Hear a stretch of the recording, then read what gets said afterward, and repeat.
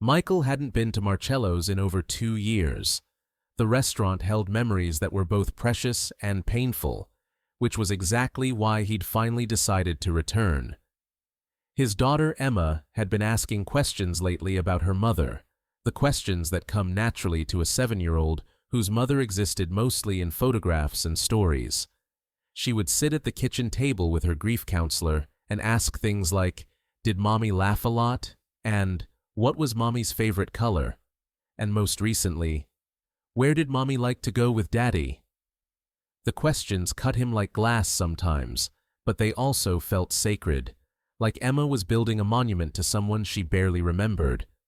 So when she'd asked if they could go somewhere special, somewhere her parents used to go together, Michael had taken a deep breath and made the reservation. Marcello's was the obvious choice. It was where he and Sarah had celebrated their anniversary every year until the accident. It was where they'd announced to their families that they were expecting Emma. It was where Michael had proposed on a warm spring evening, with the restaurant's original manager conspiring to have the proposal happen between courses. Michael had gotten down on one knee right there, between the second and third courses, with the other patrons looking on, and Sarah had said yes through tears of joy. Michael adjusted his worn flannel shirt as he pulled into the parking lot on a Friday evening. The shirt was burgundy and gray, faded from years of being washed and worn. It was a good shirt, solid and reliable, just like the work boots on his feet and the jeans with the small tear at the knee. He'd come straight from the construction site, where he'd spent the day framing the skeleton of a new community center. The work was hard and physical and honest. It paid decent wages, and it kept him close to home so he could pick Emma up from school by 3 o'clock every single day. That schedule was worth more than any fancy corporate job could offer. His wedding band caught the light as he gripped the steering wheel, and he twisted it slightly, a habit he'd developed in the 3 years since Sarah had passed away. 3 years. Some days it felt like yesterday. Other days it felt like she'd been gone forever. Emma sat in the back seat, her blonde hair braided into a neat pigtail on one side, her bright blue eyes wide with excitement and anticipation. She wore the cream-colored dress he'd bought her for special occasions, the one with the small blue bow at the shoulder. Her white socks were perfectly straight, her Mary Jane shoes polished until they gleamed, and she clutched a small pink backpack that contained something precious.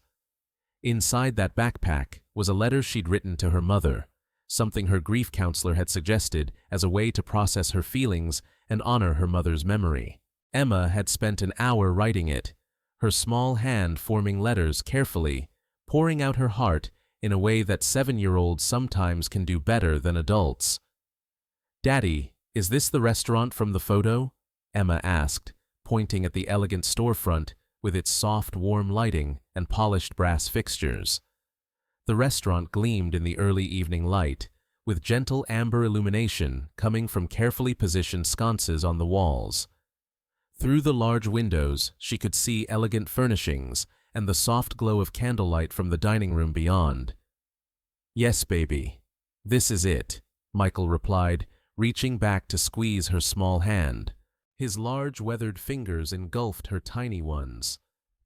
"Your mom and I came here for special celebrations. We had our anniversary dinners here.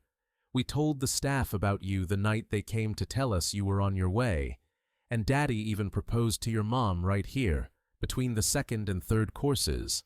She wore a blue dress, almost the same color as your eyes." Emma's eyes grew even wider. "Really? Daddy proposed here?" "Really, sweetie. And your mom cried happy tears, and everyone in the restaurant clapped for us." Michael smiled at the memory, though it was tinged with sadness now. "Now you and I are going to make our own special memory here.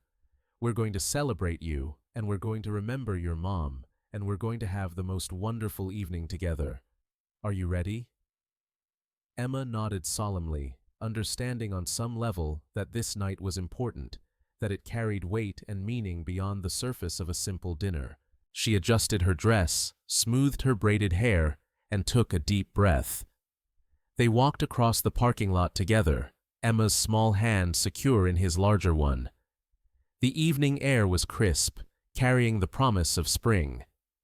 Michael had chosen a Friday night deliberately, knowing the restaurant would be busy and lively. The moment they stepped through the glass doors, he felt the shift in atmosphere, the change from the casual world outside to something more refined and controlled. The lobby was all marble and crystal, the chandeliers casting elegant light across the polished floor. The sound of subtle jazz filtered through hidden speakers, mixing with the gentle clinking of glasses and low conversation from the dining room beyond. The air smelled of fine wine and perfectly prepared food, with hints of herbs and butter, and something distinctly expensive. The host stand was positioned near the entrance, a sleek desk of dark wood and subtle lighting. It was manned by Victoria Ashford, the restaurant's manager. She was a woman Michael had known from his previous visits to Marcello's years ago, back when he and Sarah were regulars. She'd always been professional, if somewhat cool, the kind of woman who had clearly worked her way up through the restaurant hierarchy through competence and a complete lack of warmth. Now, as she looked up from her reservation book, her sharp features arranged themselves into an expression of thinly veiled surprise that quickly transformed into barely concealed disdain. Michael watched her eyes travel across him, taking in every detail of his appearance in a systematic assessment that took only seconds. The worn flannel, the faded jeans, the work boots with dried construction dust still clinging to the leather, the simple watch with the worn band, the wedding band, simple gold, worn smooth from years of wearing. He could read her assessment like a book she'd learned to read long ago. Her mind was making quick calculations about who he was, where he came from, whether he belonged in her restaurant. "Good evening," Michael said warmly, offering the smile that had won over countless job foremen and subcontractors over the years. It was a genuine smile from a man who genuinely liked people despite their flaws. "I have a reservation for 2 under Hayes at 7 o'clock. Victoria's thin lips pressed into a line so tight it nearly disappeared. She looked at her reservation book with exaggerated care, running her finger down the list of names. She looked back at him, then at Emma, as if trying to reconcile what she was seeing with what her mind expected. Her eyes lingered on Emma's dress, taking in the detail that it was nice but not designer, new but not expensive, appropriate but humble. Emma, sensing something amiss in the air around her, sensing the shift in energy like animals sense changes in barometric pressure, squeezed her father's hand more tightly. She looked up at her father with concern dawning in her bright blue eyes. "I see," Victoria said slowly, drawing out each word with careful enunciation. Her voice took on a patronizing tone, the tone of someone speaking to someone they considered beneath them. "You're saying you have a reservation?" "Yes, for 7 p.m., Michael confirmed, keeping his voice even and pleasant, not defensive, not aggressive, just factual. "I called this morning and confirmed it. The name is Hayes, Michael Hayes." Victoria closed her reservation book with a decisive click that seemed far louder than necessary, a deliberate punctuation mark. She looked past him toward the dining room beyond, taking in the sight of well-dressed patrons in expensive clothing, then looked back at his face with the expression of someone making a difficult but necessary decision. Her cold gray eyes were fixed on him with an intensity that felt calculated. "I'm afraid that's not going to work here," she said, each word carefully enunciated as if she were explaining something to a child or someone with limited English. "Our evening clientele tends to prefer a certain aesthetic. We maintain strict standards regarding appearance and presentation. We have dress codes that aren't merely suggestions. Perhaps there's a more casual establishment that would be better suited to your needs. There's an excellent pizza place 2 blocks from here, or a burger restaurant near the shopping center." The words hung in the air like poison gas. Michael felt them settle on his shoulders, heavy with implication.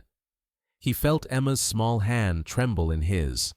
He could feel the weight of her confusion and hurt, the way she was trying to understand what was happening and why this woman was being unkind to them. "My reservation was confirmed this morning," Michael said, still calm, though something inside him had contracted. He could feel the shift, the moment where sadness and disappointment began to crystallize into something harder. "And I'm appropriately dressed for a family dinner. I think you'll find that business casual is entirely acceptable for a family reservation at 7 o'clock in the evening. I've been here before when people were dressed similarly." "I'm sorry, but we simply cannot accommodate you this evening," Victoria interrupted, turning away to shuffle papers at the host stand with exaggerated purpose, a gesture designed to dismiss him entirely. "Surely you understand.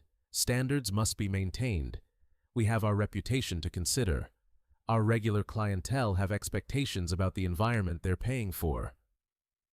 Michael heard the snickers before he saw the faces. Patrons near the restaurant entrance had noticed the interaction. A woman at a nearby table leaned toward her companion, with a smirk playing at her lips, whispering something that made her companion glance over at Michael and Emma with undisguised judgment.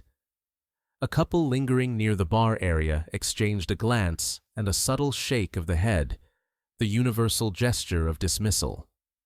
The message was clear, transmitted through the air like a frequency everyone could hear. This man did not belong here.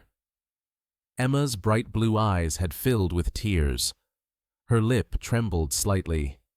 "Daddy, why won't they let us sit?" she whispered, her voice small and confused and heartbroken. Her gaze flickered between her father and the dismissive woman at the host stand, trying to understand what she'd done wrong. She was 7 years old. She'd worn her special dress. She'd made sure her braids were neat. She'd been so excited to visit the restaurant from the photograph, the restaurant her mother had loved. She couldn't comprehend why they weren't welcome. In her 7-year-old logic, if a restaurant was nice enough for Mommy, it should be nice enough for her and Daddy. Michael felt something crack in his chest. He knelt down to Emma's level, his weathered hands gentle as he wiped away the small tears that had escaped from her eyes. His thumb brushed her cheek softly. "It's okay, sweetheart. Sometimes people make decisions based on things that don't really matter," he said softly, searching for the right words that would protect her heart while being truthful about what had just happened. There was a skill to explaining the world's cruelty to children without breaking their spirit. "Let's go find somewhere else to celebrate, all right? We can go to that pizza place she mentioned. We can still make this special." But Emma was looking past his shoulder at the elegant dining room visible through the archway. She could see families like hers, children with their parents, eating off the fine china she'd been looking forward to seeing. She could see the soft candlelight and the white tablecloths and the waiters gliding smoothly between tables with practiced grace. She could see people being treated with care and respect, being welcomed and valued. And she was looking at the contrast between that world and the place she and her father occupied.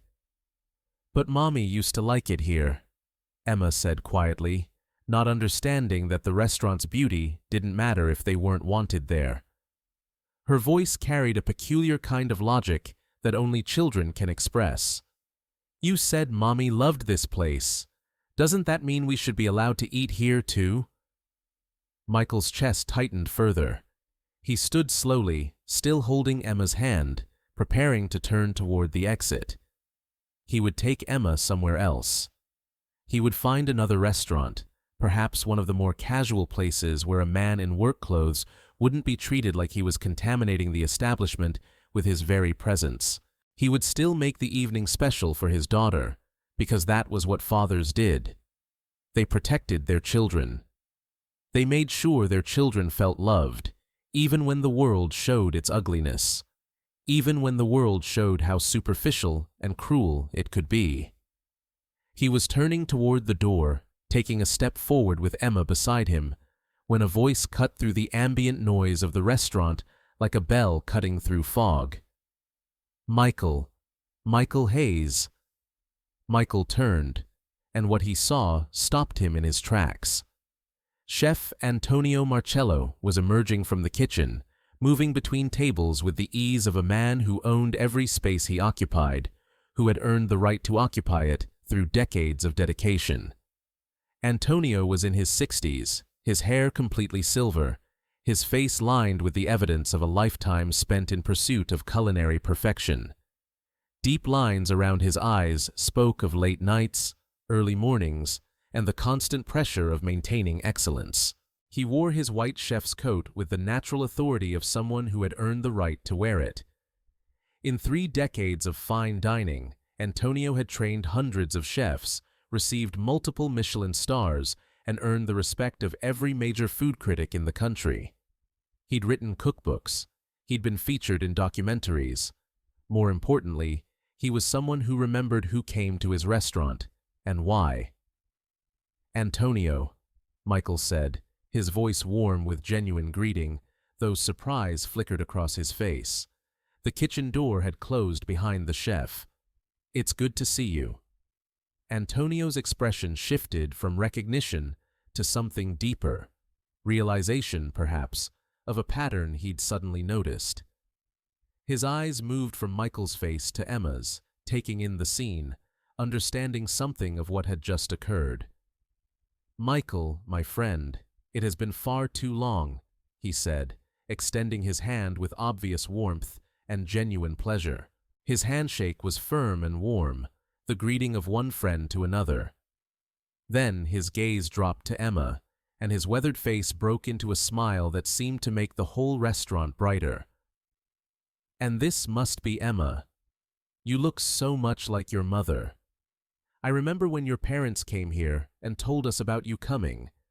We were all so excited. Your mother, she was glowing with happiness." Emma, who had been watching this interaction with the careful attention children often give to unexpected developments, looking back and forth between her father and this kind-looking man with silver hair, looked up at her father with a question forming in her eyes. There was hope in her expression now, and confusion, and the beginning of understanding that something was shifting. Michael shook Antonio's hand firmly, and it was at that moment that Victoria Ashford's face went through a remarkable transformation. Her cold gray eyes widened as she watched the executive chef greeting this man in worn flannel and work boots, as if he were the president of a bank or a wealthy investor. She watched as Antonio placed his hand on Michael's shoulder in a gesture of genuine affection and warmth. She noticed, for the first time perhaps, the dignity in Michael's bearing, the intelligence in his eyes, the wedding band that marked him as someone who had loved and been loved in return. She saw something shift in the room, a subtle realignment of energy and status. "Come, come," Antonio was saying, already gesturing toward the dining room, already moving forward with the confidence of someone who knew exactly what needed to happen. "You have a reservation, and I remember it well because I made a special note about it myself. I told the staff to ensure you received the best table by the window, the one that looks out toward the sunset. Your mother loved that view, Emma. I can still see her face when she would look out at the light changing the sky. Tonight we will make sure you see it too. I will prepare something special for you, something that honors both of your memories." As Antonio led them toward the dining room, his hand still resting warmly on Michael's shoulder, he turned back to address Victoria directly. His voice was still pleasant, still controlled, but there was steel underneath it. "Miss Ashford, you may remember that Michael is one of the silent investors who helped fund the renovation 3 years ago. He and his wife Sarah were among the most valued patrons in this restaurant's entire history. They believed in this place, they invested in it, and I believe you owe them both an apology." The words seemed to strike Victoria like a physical blow. Her face drained of color, the blood rushing away until she looked almost gray. The restaurant suddenly felt very quiet, as if everyone had stopped eating and talking to listen to what was being said. Heads turned. Conversations paused mid-sentence. The weight of realization settled on everyone who had witnessed what had just occurred. Michael could have let the moment hang there. He could have allowed Victoria's humiliation to deepen and flourish. He could have used his position, whatever it was, to make her feel small and insignificant, the way she'd made him feel.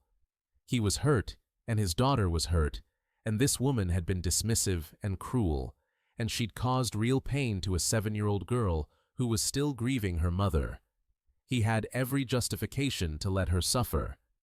Instead, he looked at Emma's confused face, at the way she was processing all of this new information, at the way she was slowly understanding that something more complicated than she'd realized was happening. He thought about the letters she'd written to her mother, about grief and loss, and the way children tried to make sense of an unfair world. He thought about what kind of person he wanted to be, and what kind of example he wanted to set for his daughter. He thought about what Sarah would have wanted him to do in this moment. Sarah, who had been kind even to people who didn't deserve it. Sarah, who believed in second chances and grace. "I think Miss Ashford was simply trying to maintain standards," Michael said quietly, his voice carrying across the restaurant clearly, but not loudly. "It's been a difficult evening for my daughter, and we would simply like to have a peaceful dinner. Standards are important. And so is grace. Shall we?" Antonio nodded slowly, understanding something profound about what had just been expressed. He understood that this man had just chosen kindness when he could have chosen revenge, and that choice said more about his character than any investment or position ever could.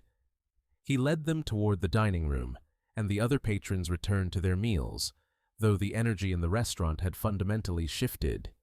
He led them to a table by the large window, where the last of the sunset painted the sky in shades of gold and orange and deep rose.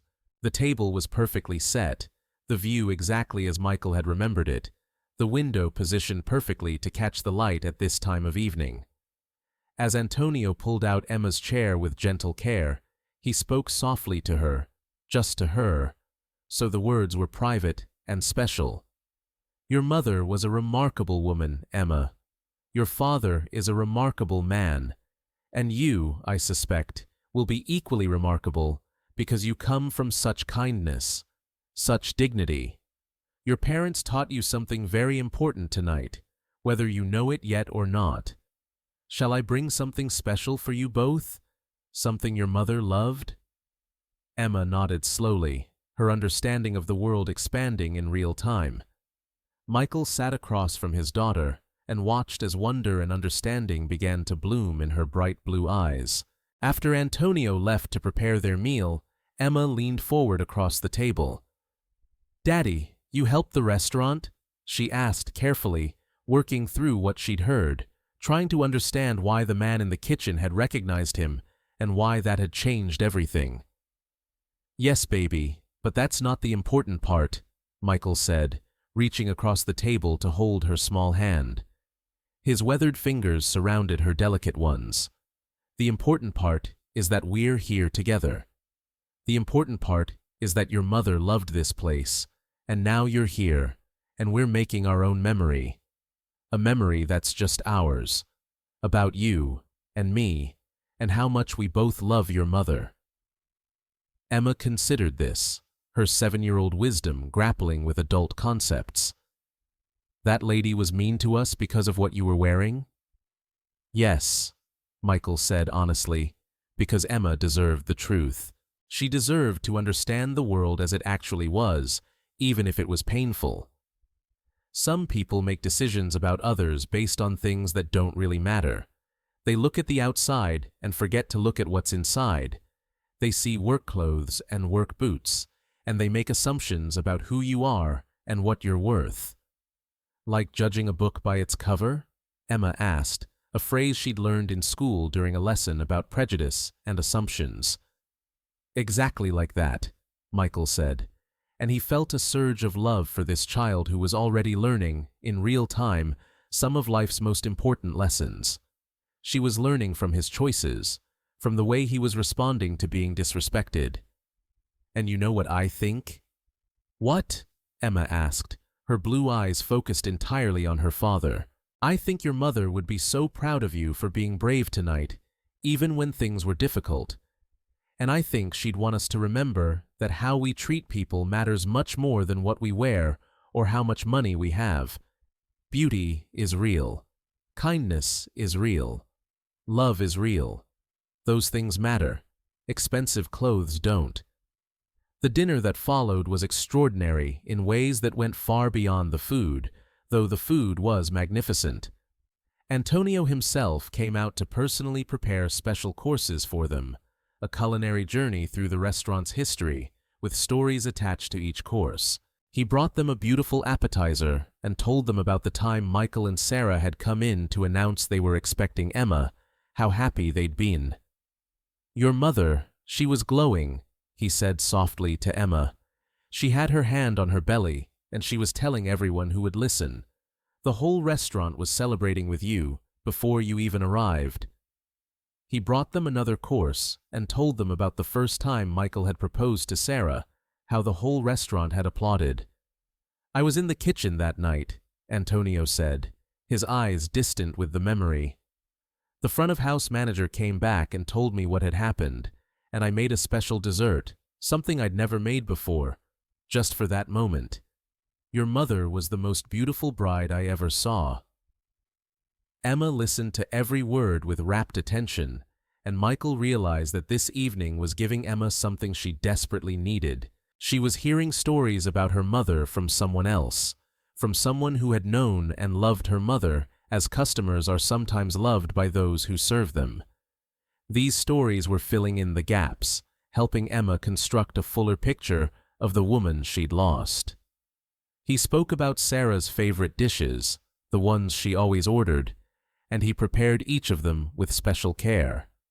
One was a delicate pasta with white wine sauce and fresh herbs. Another was a perfectly seared fish with a lemon cream reduction. Each course was prepared with the kind of attention that only a master chef can give. Each course carried inside it a conversation, a memory, a moment of connection between Michael and Sarah that was being honored and celebrated. "You know what your mother always said?" Antonio asked Emma as he placed a new course on the table. "She said that a restaurant is more than just food. It's a place where people celebrate the important moments of their lives. It's a place where memories are made. Your parents made many memories here, Emma, and now you're making one too." Emma laughed when a dessert course arrived decorated with sparklers, the flames dancing across the surface of a beautiful chocolate creation.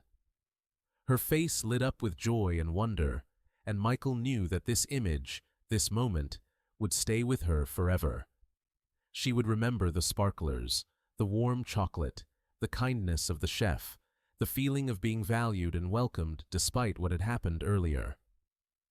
As they ate, Emma told her father about school and her best friend Marcus, and the science project she was working on about butterflies and their metamorphosis. She asked him questions about her mother, things she wanted to know, things she was curious about. She asked if her mother liked dogs, and Michael told her about the family dog they'd had before Emma was born. She asked if her mother was funny, and Michael told her stories about Sarah's terrible sense of humor, about the jokes she would tell that didn't quite land, but that Michael loved anyway. Michael listened the way good fathers do, fully present, his work-worn hands gentle as he cut her chicken into smaller pieces and dabbed her mouth with her napkin. He asked her questions about her day, about her feelings, about what she was learning in school. He told her that he was proud of her for being brave, for getting through a difficult moment with dignity, for not letting someone else's judgment make her feel bad about herself. "You know what I noticed about tonight, Emma," Michael said as they waited for the dessert course. "I noticed that you stayed calm. You didn't cry until you had to, and even then you didn't get angry. You just asked me a question, and you held my hand, and you trusted that we would be okay. That takes a special kind of strength." Emma was quiet for a moment, processing this. "I was sad, though," she said quietly. "Yes, you were," Michael acknowledged. "It's okay to feel sad when people are mean, but it's also important to remember that their meanness doesn't define you. It doesn't define us. We know who we are. That's what matters." As the evening progressed and they finished their meal, Antonio came out one more time. He didn't bring any food. Instead, he simply sat with them for a few minutes, talking about the restaurant, about the future, about the importance of places that honor people's most important moments. He told Emma that whenever she came to the restaurant, there would always be a special table for her, a place where she was welcomed and valued. He told her that she carried her mother's spirit with her and that he could see it in her eyes.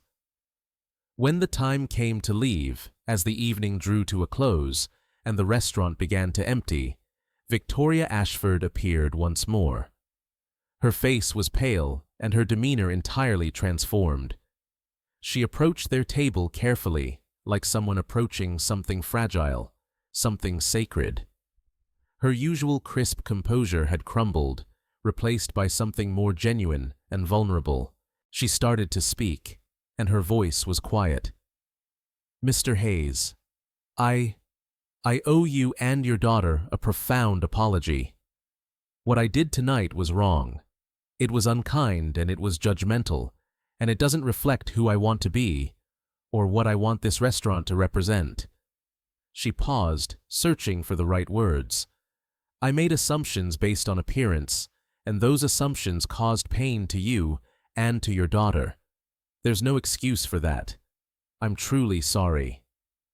Michael accepted her apology graciously, understanding that shame itself was punishment enough, and that people could learn and change if given the opportunity. He saw genuine remorse in her eyes, genuine understanding of what she'd done. "Thank you for that," he said simply. "That took courage. I hope tonight is a moment that helps you remember why we should always treat people with kindness and respect, regardless of their appearance." He understood that Victoria was facing herself in a new light, and that was painful, but it was also the beginning of growth. She would remember this night for years to come. It would change her, would make her more thoughtful about the judgments she made, would remind her that she didn't know the full story of anyone who walked through that door. In the car on the way home, Emma fell asleep with her head against the window, her blonde hair still in its perfect braid, her cream dress slightly wrinkled from the evening's adventures. The letter to her mother was still in her backpack, still unshared, but something had shifted in Emma's grief. She'd experienced her mother's favorite place, honored her memory there, felt her presence in the food and the stories and the kindness of the chef. She'd connected with her mother in a way that transcended time and loss. Michael drove with one hand on the wheel and his mind in several places at once. The road stretched out before him, familiar and comforting. The radio played softly, some gentle instrumental music that matched the quiet of the night. He thought about how easily people could be misjudged based on appearance. He thought about how a construction worker and a silent investor could be the same person, and how the world worked in ways that constantly surprised him. He thought about the human capacity for judgment and the human capacity for grace. He thought about Sarah, who had loved this restaurant and who would have loved watching their daughter experience it. Sarah, who had always been kind to people regardless of their circumstances, who had believed in second chances and grace. Sarah, who would have been proud of him for extending kindness to Victoria even when he had every right to exact revenge. He thought about the choices he'd made, to wear work clothes home from work, to not change before coming to the restaurant, to keep his life simple and honest rather than putting on airs. He'd never been interested in the trappings of wealth or status. The money he'd earned was a tool for living a good life, not a way to elevate himself above others. But mostly, he thought about Emma, about raising her in a world that too often judged based on surfaces, about teaching her that dignity and kindness were worth more than designer labels. About showing her, through his actions rather than his words, that how you treated people mattered infinitely more than what you wore. About helping her understand that her mother's memory could live on, not just in photographs and stories, but in the way they lived their lives, in the values they upheld, in the kindness they extended to others.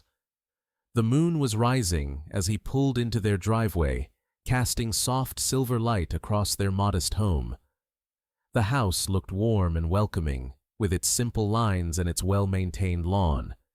This was their home, modest, but filled with love. Michael carefully carried Emma inside, her weight light in his arms, her head resting against his shoulder. He tucked her into bed, her small hand still clutching her pink backpack with the letter inside. He adjusted her blanket, kissed her forehead gently, and whispered into the darkness, "Your mom was lucky to know you, Emma, and I'm even luckier." Later, as Michael sat on his porch in the cool night air, he found himself thinking about what the evening had taught him as well. He'd had every right to use his position, to make Victoria feel the humiliation that he and Emma had felt. He'd had the power to demand her termination, to complain to the restaurant's owner to see her career derailed, to exact revenge in a way that would have felt justified, and he'd chosen not to. That choice, he realized, was perhaps the truest vindication of all. It wasn't about proving he was wealthy or powerful or important. Those things mattered far less than he'd ever thought. It was about proving that he was the kind of person who could be all those things and still choose kindness. It was about demonstrating to his daughter that real strength lay not in humiliating others, but in offering them the grace they didn't deserve. It was about honoring Sarah's memory by being the man she would have wanted him to be.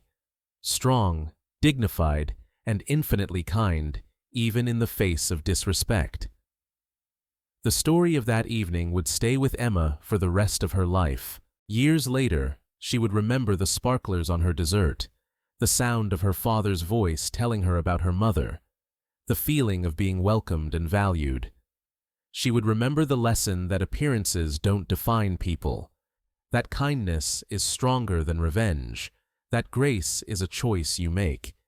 And when she had children of her own, she would tell them this story, and it would shape how they saw the world and how they treated others. Michael sat on his porch for a long time that night, watching the stars emerge one by one in the darkness above. He thought about how easily the evening could have gone differently. He thought about the satisfaction he would have felt if he'd used his power against Victoria, if he'd made her feel the shame and hurt that he and Emma had felt. That would have been so easy, so justified, so human. But he thought about what Sarah would have thought of him if he'd done that. He thought about what lesson that would have taught Emma. He thought about the person he wanted to be, not just in his work and his finances, but in his character, in his daily choices, in the way he moved through the world with his daughter watching and learning. Real power, he understood now, wasn't about dominance or the ability to hurt others. Real power was the ability to choose grace when you had every right to choose revenge. Real power was the ability to extend kindness to someone who had been unkind to you. Real power was the ability to raise a daughter who understood these truths deeply enough to live by them. He pulled out his phone and texted Antonio, thanking him for the evening, for the kindness he'd shown, for the way he'd honored Sarah's memory. Antonio's response came quickly, even at the late hour. "My friend, it was my honor. Sarah would be proud of both of you. You continue to embody the values that made her so special. Take care of that beautiful daughter." Michael sat in the darkness and let the gratitude wash over him. Not gratitude for being vindicated, though there was some of that. Not gratitude for being proven right or important, though there was some of that too.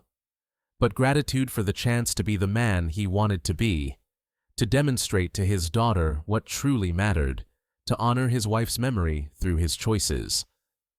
If you appreciated this story about second chances and the power of grace, please like this video and subscribe to KHOA Stories for more inspiring tales of vindication and human kindness. Your support helps us bring you more stories that remind us to look beyond the surface and see the true character of those around us. Thank you for watching, and we'll see you in the next one. If you appreciated this story about second chances and the power of grace, please like this video and subscribe to KHOA Stories for more inspiring tales of vindication and human kindness. Your support helps us bring you more stories that remind us to look beyond the surface and see the true character of those around us. Thank you for watching, and we'll see you in the next one.